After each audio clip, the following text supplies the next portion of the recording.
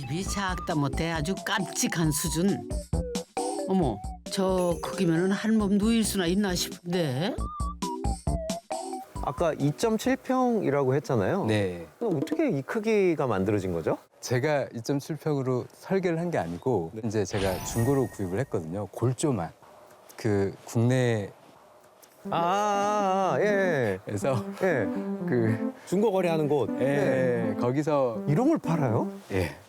서울은 안 올라오는데 여기는 사실 홍천에서는 간혹 올라오거든요. 양평까지 이렇게 잡혀요. 지역이. 그래서 거기 보면은 간혹 농막이 올라오거나 아니면 골조도 올라오는 경우가 있습니다. 세상 오래 살고 볼 일이네요. 중고 마켓에서 다 지어진 골조를 판다고요? 하기는 양평이랑 홍천은 5도 2천의 성지니까는요. 근데 얼마 주고 사셨어? 그때는 가격이 한 480만 원 정도였었는데 집사람한테 보냈어요. 근데 보냈더니 집사람도 약간 움직이는 것 같아. 예스라는 얘기는 안 했어요. 자연스럽게 저도 그냥 뜸들이게 돼버린 거죠, 집사람 때문에. 그러다 보니까 하다 350으로 계속 내려가더라고요, 그 가격이. 그래서 그럼 총 건축 비용은 얼마나 드셨어? 350에 조금 더 자재를 더해서 총 650만 원으로 이 지금 현재 보시는 2.7평의 오두막이 탄생이 되게 650만 됐습니다. 원에 굴조비가 포함이 된 거예요? 네. 웬일이야? 그럼 300만 원 들이신 거예요? 예. 와, 어마어마하게 가성비 있는 집이네요. 예, 그렇긴 한데 제가 너무 고생을 많이 해서 이 외장 옛날 집 양철 슬레이트 아니에요? 왜 빗소리 우렁찬 그 저기 올함석이라고 하던가? 근데 외장이 참 독특해요. 네. 네. 이게 고람석인데 사실 올 함석. 예, 네. 약간 정감이 있어서 그래서- 설마 우리 옛날 판자촌 같은. 약간 빈티지스러운 그래요. 오두막에 상당히 어울릴 것 같아서 했는데 원래는 그라인더로 절단하려다가 불꽃이 튀고 난리가 났대요. 그래서 찾아낸 게 함석 가위. 칼각은 아니어도 이만하면 시공 잘했네.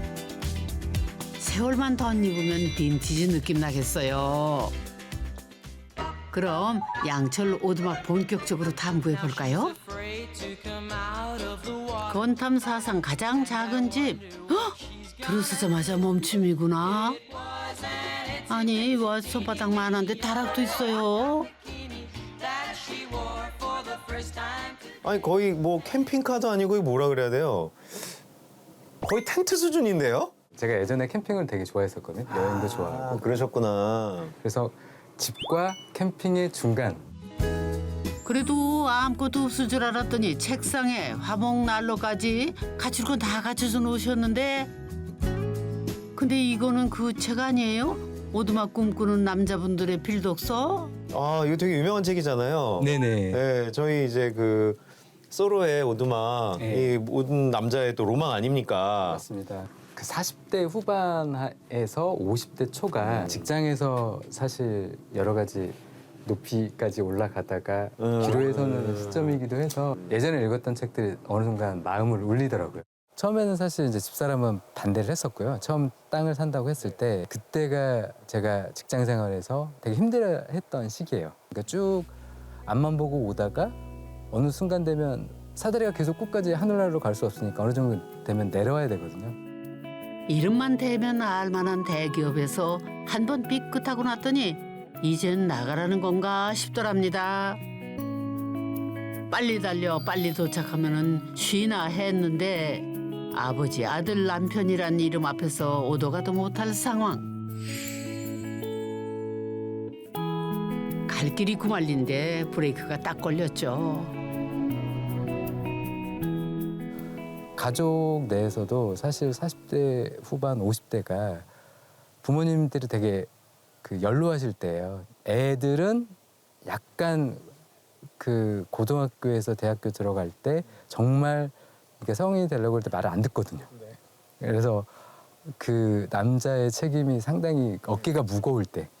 그래서 난 누군가. 대한민국뿐만 아니라 전 세계 사람들이 다 아는 회사인데 회사는 사실 저희가 그 노비라고 하는데 저희가 노비로 제 회사가 아니기 때문에 노비잖아요, 노비.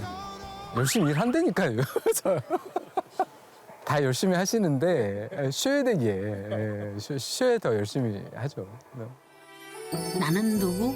여기는 어디? 힘든다는 말도 못하고 자존심에 술잔만 냅다 들이킬 때 이 땅이 옛다 하며 어깨를 내준 거죠. 캠핑카 말고 집을 지어야겠다 맘먹은 거는 그때였답니다.